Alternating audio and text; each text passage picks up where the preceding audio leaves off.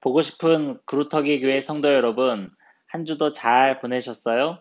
아, 그동안 어떻게 보냈는지 정말 궁금하고 보고 싶은 마음이 금할 길이 없습니다.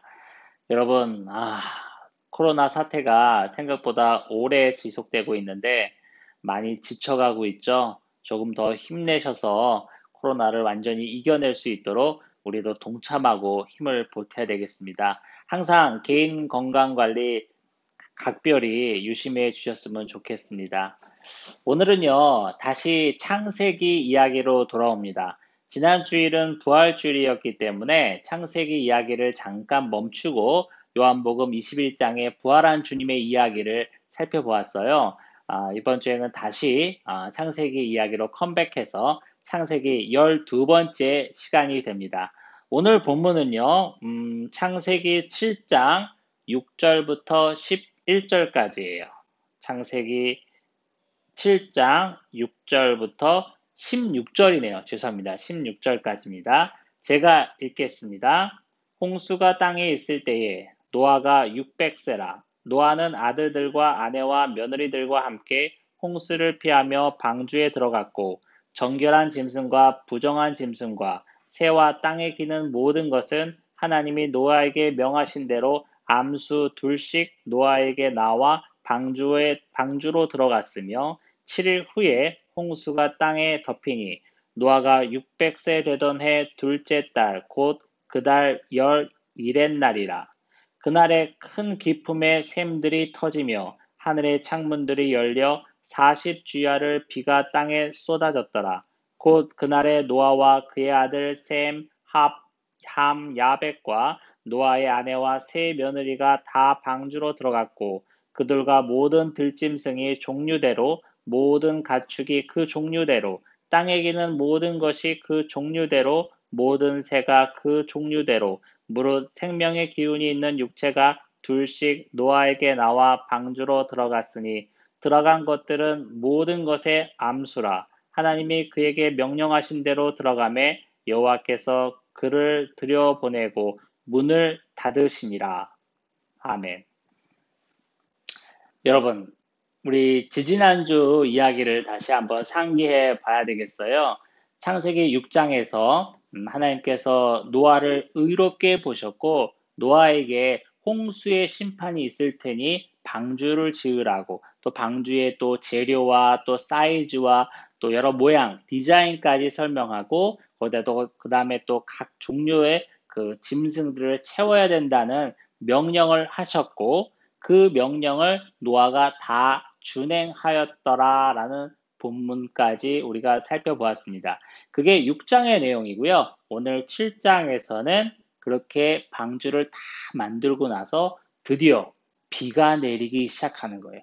홍수의 심판이 임하는 겁니다. 오늘 본문이 바로 그 부분이에요.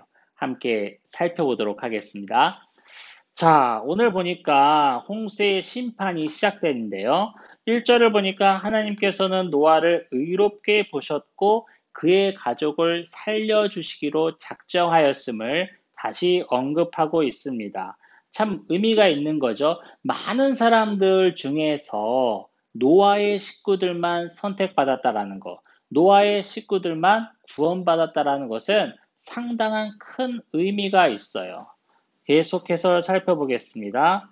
자, 그리고 또 어떤 내용이 나오냐면 7장의 홍수의 심판이 이제 시작되는데 또 특별한 부분이 있어요. 하나님께서 정결한 짐승 암수 7쌍, 그 다음에 부정한 짐승 암수 한 쌍씩을 방주에 태워야 된다라고 명령하셔요. 정결한 짐승 7쌍과 부정한 짐승 한 쌍, 암수를 말하는 거죠. 그거를 배에 탑승시켜야 된다고 명령하시고요. 자, 그 명령대로 노아가 다 준행했더라고 5절에 다시 언급됩니다. 6장 마지막에도 6장 마지막 절에도 노아가 다 준행하였더라라는 말이 있는데 7장 5절에도 하나님께서 명령하신 대로 그 세부 사항을 다 꼼꼼히 지켜서 노아가 준행하였다라는 말이 나옵니다. 노아는 하나님의 명령을 그대로 따랐다라는 거, 하나님을 공경하고 하나님의 뜻을 행했다라는 것을 강조하는 표현이라고 할 수 있어요.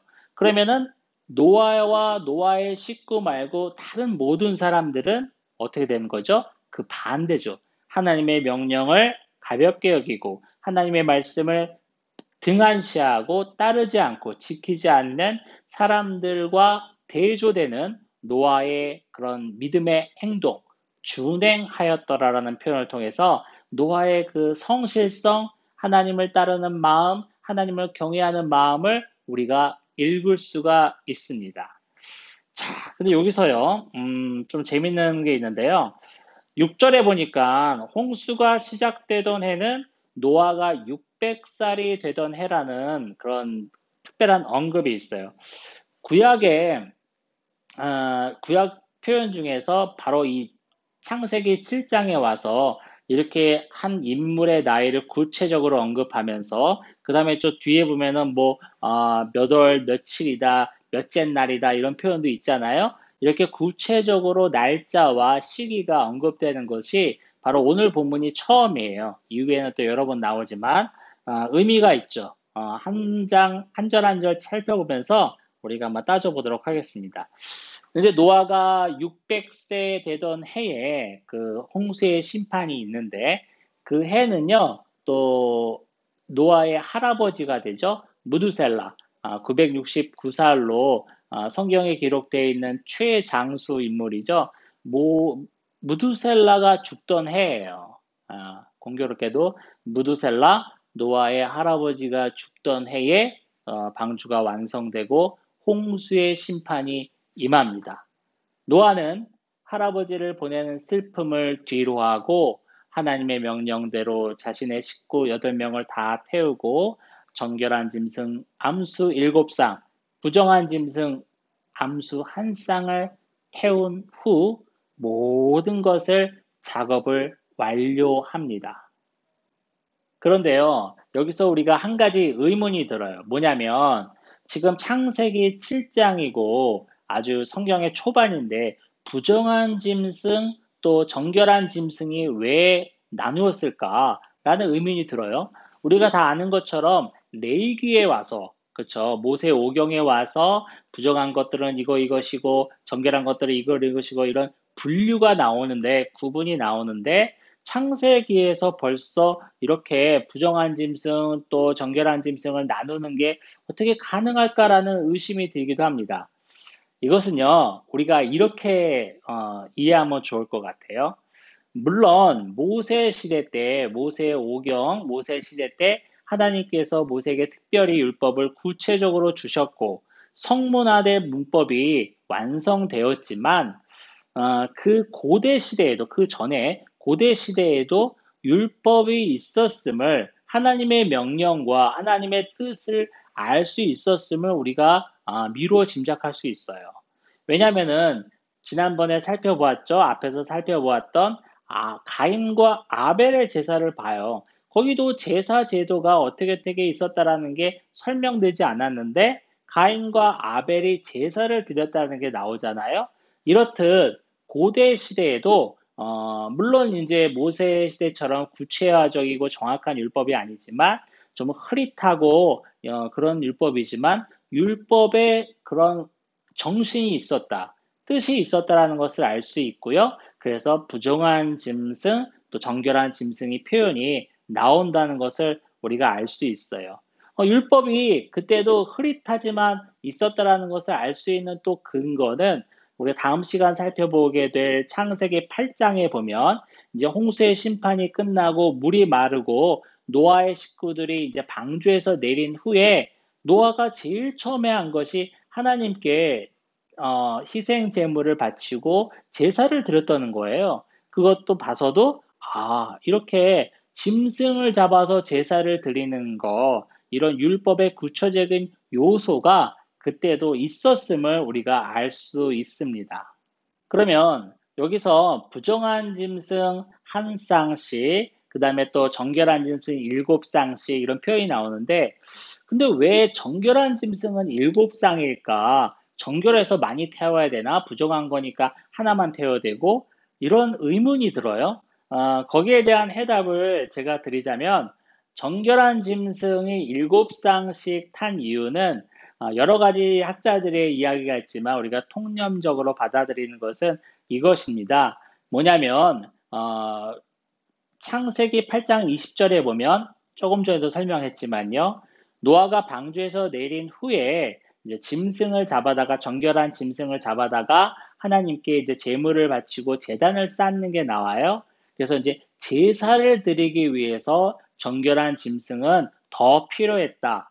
또 이런 말이 있고요. 또 하나는 뭐냐면 방주에서 내린 후에 노아의 식구들이 이제 농사를 짓게 되잖아요. 근데 농사가 이제 시작한 다음에 그 다음 달에 바로 수확을 거두는 게 아니잖아요. 보통 그 기간을 한 1년으로 잡지 않습니까? 그러니까 첫 소산을 먹을 수 있을 때까지의 식량으로 정결한 짐승을 먹어야 되니까 율법에 의하면 정결한 짐승이 일곱 쌍씩들이 필요했다. 이렇게 보는 견해가 있습니다.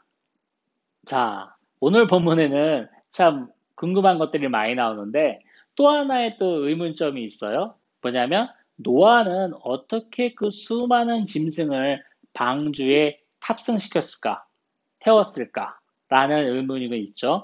전 세계에서 지구촌 곳곳에서 모인 수많은 짐승들을 태운다라는 것은 정말 쉬운 일이 아니에요. 사람을 태우는 일도 사람이 많을 때 배에 태우는 거, 또 비행기에 태우는 거, 버스에 태우는 거 얼마나 어렵습니까? 사람들이 질서를 지키지 않잖아요. 지멋대로 하잖아요.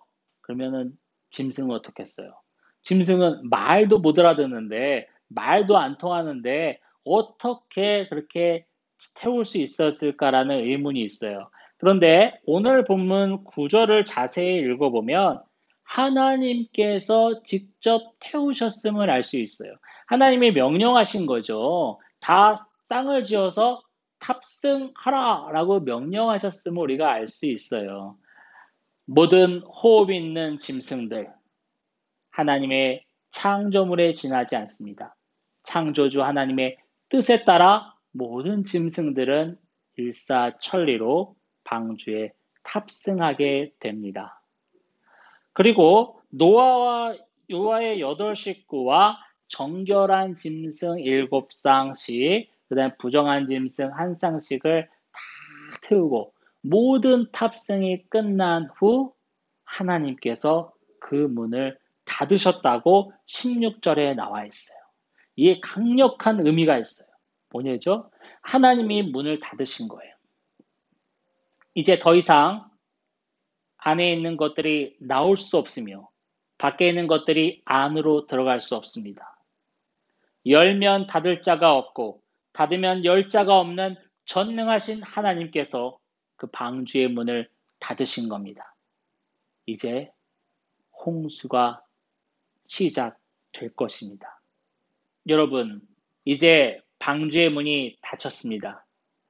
그 안에 있는 것들이 나가고자 해도 나갈 수 없습니다. 거꾸로 밖에 있는 것들이 들어가고자 해도 절대로 들어갈 수 없습니다. 하나님은 구원주이시자 심판주이시라는 그 주체적인 표현이 바로 문을 친히 닫으신 것입니다. 여기서요, 우리 상상력을 한번 동원해 보고자 합니다. 이제 문이 닫혔습니다.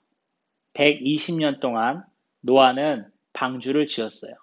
하나님의 명령을 가볍게 여기지 않고 하나님이 물의 심판, 홍수의 심판이 있을 거라는 그 말씀을 강력하게 의지하고 믿고 따라서 120년 동안 준행해서 방주를 지었습니다. 노아는 방주를 지으면서 많은 사람들과 이야기를 했을 거예요. 뿐만 아니라 그 딸린 식구들조차 여러 사람들과 만나면서 이 얘기를 했을 거예요. 하나님의 심판이 임한데 우리는 방주를 지어야 한데, 그러나 베드로 전후서 마태복음을 보면 그 당시 많은 사람들은 노아의 말을 우습게 여겼습니다. 비아냥거렸습니다. 조롱했습니다. 무슨 소리야? 이렇게 태평성대인데, 이거 봐. 날이 날마다 이렇게 쨍쨍한데, 무슨 홍수의 심판이 있다고 그래? 말도 안 되는 소리 하지 마, 제발. 뭐하니? 너 미쳤니? 하면서 막 웃었을 거예요. 120년 동안 노아는 묵묵히 방주를 지었습니다. 120년 동안 사람들은 끊임없이 노아를 조롱하고 비웃고 떠들었습니다. 하하하, 저거 정신 못 차리고 저거 봐. 오늘도 또 방주 짓네. 일로 와서 이거 한 잔해. 저 쉬엄쉬엄 해. 이랬을 거예요. 여러분. 그런데요, 노아가 방주를 짓는 그 120년은 단순한 방주 제작 기간이 아니었어요. 노아를 제외한 많은 세상 사람들이 구원의 방주를 알아차릴 수 있는 기회였어요. 하나님으로부터 구원받을 수 있는 기회였어요. 하나님의 심판을 준비할 수 있는 기회였습니다. 그러나 어떻게 됐죠? 그 수많은 시간, 120년 동안 사람들은 비웃기만 했고 웃고 조롱하기만 했습니다. 120년에 돌아올 수 있는 기회를 스스로 저버리고 말았습니다. 세상 사람들에게는 또 하나의 기회가 있었습니다. 뭐냐면 방주가 만들어지자 수많은 육축들이, 짐승들이, 날짐승들이 세계 곳곳에서, 지구촌 곳곳에서 일제히 방주로 몰려들었을 때의 그때도 사람들에게는 살 수 있는 기회였어요. 그런데요, 여러분 한번 상상력을 동원해 보세요. 우리가 동물원에 가서 갇혀있는 동물, 우리의 갇혀있는 동물 몇 마리만 봐도, 너무 신기하다, 너무 이쁘다, 아이들도 참 좋아하고, 얼마나 우리가 그 구경거리를 좋아합니까? 그런데 생각해 보십시오. 어느 날 갑자기 일어났더니만 막 말발굽 소리 둥둥둥둥둥 들리면서 지축이 흔들리면서 멀리서 그냥 뭐 하얀 모래바람이 일어나고 먼지바람이 일으키면서 코끼를 비롯한 그냥 모든 짐승들이 표열을 하며 달려오고 있는 모습을 상상해 보세요. 그 모습은 우리가 이 땅을 살아가면서 볼 수 있는 광경이 아니에요. 사람들은 그 구경거리를 놓치지 않았습니다. 이야, 진짜 이 뭐냐 이거, 와 대단하다 하면서 소문을 내고, 야 일로 와서 여기서 앉아서 이거 보자. 이 높은 데서 보면 더 잘 보일 거야. 일로 와, 저기 와서 우리 시원한 거 마시면서 한잔 하면서 우리 한번 구경해 볼까? 아주 좋은 유흥거리, 아주 좋은 구경거리로만 생각했어요. 그런데 여러분, 그 시간도 그들이 돌아올 수 있는 기회였어요. 가만 있어봐. 아니, 왜 저 짐승들이 갑자기 이렇게 몰려오지? 왜 짐승들이 저렇게 수많은 짐승들이 이렇게 방주 앞으로 몰려오는 거지? 이게 무슨 일이지? 혹시 노아와 그 식구들이 120년 동안 떠들었던 그 내용, 하나님의 홍수의 심판이 온다라는 그 말이 정말인가? 라고 캐치했어야 됐어요. 홍수의 심판이 사실임을 그들은 알아차려야 했습니다. 그러나 그 멋진 구경거리로만 여겼던 그들은 하나님이 주시는 마지막 사인, 그것 또한 그냥 지나치고 말았습니다. 여러분, 또 하나가 있어요. 뭐냐면 오늘 본문을 잘 읽어보면 노아와 또 가족, 정결한 짐승 7쌍씩, 그 다음에 부정한 짐승 1쌍씩을 태운 그 방주가 탑승 완료된 후 바로 비가 쏟아지는 것이 아니라 7일 후에 쏟아짐을 우리가 알 수 있어요. 왜 7일 후에 쏟아졌을까? 바로 비가 안 오고. 여기에 대해서도 많은 학자들의 이야기가 있는데, 그냥 공통적인 의견은 이제 이런 거예요. 무두셀라가 할아버지가 죽었기 때문에 노아와 그의 가족이 7일 동안 애도의 기간을 가졌다. 이렇게 해석하는 사람도 있고요. 또 하나님이 우리가 창세기 앞에서 살펴보았잖아요. 모든 것을 창조해 놓고 심히 좋았다라고 흡족해 하셨던 그 하나님이 이제 이 모든 것을 쓸어버리게 되었을 때 그 아픈 가슴. 하나님이 너무 애통하셨던 그 마음을 7일 동안으로 표현했다라고 보는 견해도 있고요. 아무튼 뭐가 됐든 좋습니다. 그 7일도 그 나머지 사람들이 노아의 가족을 제외한 나머지 세상 사람들이 죽게 돌아올 수 있는 기회였어요. 하나, 사람들은 그 기회도 놓치고 말았습니다. 여러분, 벌써 수년이 지났는데 영화 암살을 보셨습니까? 거기서 보면 이정재가 역할했던 그 부분이 염석진이라는 역할이었어요. 김구 선생과 독립운동을 같이 하고 나중에는 이제 배신을 해서 친일파로 바뀌었습니다. 오히려 독립운동을 하는 사람들을 잡아 쳐넣는 반민족 행위를 하는 사람으로 변화되었고요. 또 그 사람은 해방 후에는 경성 경무청의 고위 간부로 지내게 됩니다. 그 염석진을 배우 전지현이 맡았죠.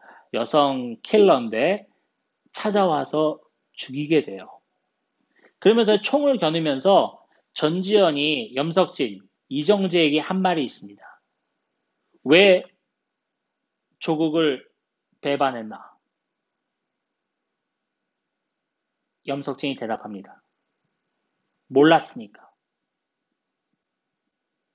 조선이 독립할 줄 몰랐으니까. 일본이 이렇게 망해야 될 줄 몰랐으니까.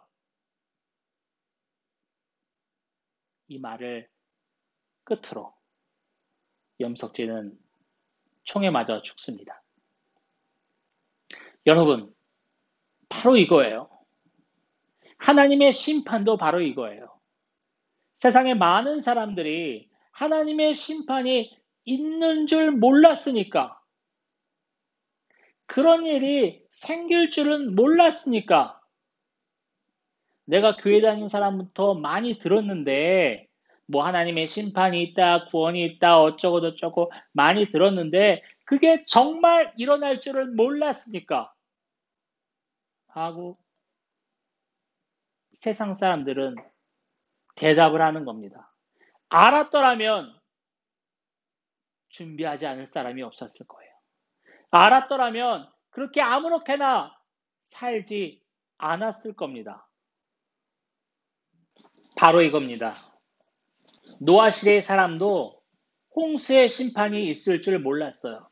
노아가 떠드는 것은 들었는데 믿지 않았습니다. 이런 일이 벌어질 거라고는 생각지 못했어요. 여러분,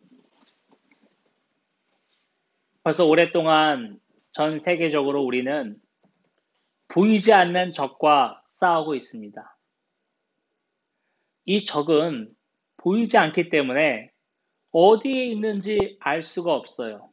또 얼마나 큰 위력을 갖고 있는지도 알 수 없습니다. 바로 코로나 바이러스입니다. 그게 눈에 보였더라면 어디에 있는지도 알았겠고 얼마나 큰 힘을 갖고 있는지도 알았기에 우리가 효과적으로 대처했을 텐데 보이지 않기 때문에 우리가 전 세계적으로 이렇게 속수무책으로 당하고 있는 겁니다. 여러분, 사실 보이는 것보다 보이지 않는 것이 더 무서울 수 있습니다. 우리 하나님도 보이지 않으십니다. 우리 눈으로는 절대로 볼 수 없죠. 그래서 하나님이 있는지 없는지 그 누구도 그것을 증명할 수가 없습니다.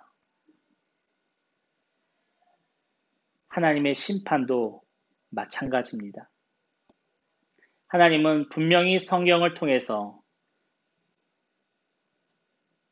예수님께서 이 땅에 다시 오실 것이며 그때 우리 모두는 심판을 받게 될 것이라는 것을 명백하게 말씀하고 있습니다. 그러나 이렇게 성경에 써 있는데도 불구하고 정말 그럴 줄은 몰랐다.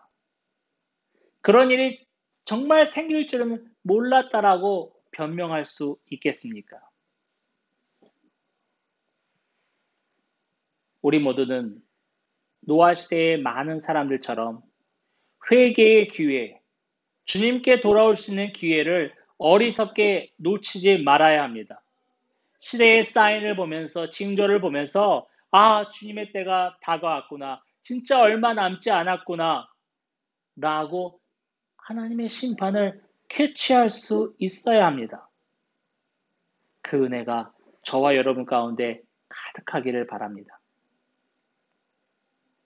하나님의 말씀대로 모든 탑승을 마친 후 7일이 지나니 비가 내리기 시작했습니다. 40주야를 줄기차게 비가 내렸다고 성경은 기록하고 있습니다. 이 40이라는 표현은 성경에서 즐겨 쓰이는 표현인데요. 어느 일정 기간, 긴 기간을 말합니다. 그래서 예수님도 40일 동안 시험을 받으셨고 모세도 40세 되던 해에 미디안 광야로 쫓겨나고 40년 동안 또 미디안 광야에 있었으며 또 광야 생애를 마치고 또 출애굽을 시켰다. 이런 내용도 나와 있잖아요. 이런 40일이라는 의미가 상당히 큰 기간을, 긴 기간을 나타내는데 흑암 가운데 말할 수 없는 폭우가 쏟아지고 모든 것이 물에 잠기는 하나님의 심판이 임했다고 기록하고 있습니다. 여러분, 이건 단순히 활자가 아닙니다. 그냥 글자, 문장이 아닙니다. 하나님의 말씀입니다. 하나님은 분명히 노아에게 말씀하셨습니다. 물의 심판이 있을 것이고 방주를 준비하라. 정말 물의 심판이, 홍수의 심판이 시작되었습니다. 여러분, 저와 여러분은 얼마나 하나님의 심판을 실제감 있게 인식하고 있습니까? 그날이 반드시 올 것임을 얼마나 믿고 있습니까? 믿는 대로 살고 있습니까? 준비하고 있습니까? 저도 참 부끄러운 모습뿐입니다. 눈에 보이는 이 땅이 다인 것처럼, 이 세상이 다인 것처럼 저와 여러분은 살지 말아야 합니다. 이 땅에서 보다 안락하고, 이 땅에서 보다 즐기고, 더 갖는 것이 최고라고, 다라고 생각해서는 안 됩니다. 보이지 않는 하나님은 더 위대하고 더 무서운 분이십니다. 눈에 보이는 이 땅에 만족할 것이 아니라 보이지 않는 하나님을 경외하는 저와 여러분이 되어야 할 것입니다. 그리하여서 그 심판을 준비하는 삶을 사는 은혜가 있기를 원합니다. 우리의 말과 행동, 우리의 삶 전체로 하나님께 산제사 드리는 저와 여러분이 되기를 간절히 소원합니다. 하나님은 예수 그리스도께서는 반드시 이 땅에 다시 오실 것이며 우리를 심판하실 심판주로 오실 것입니다.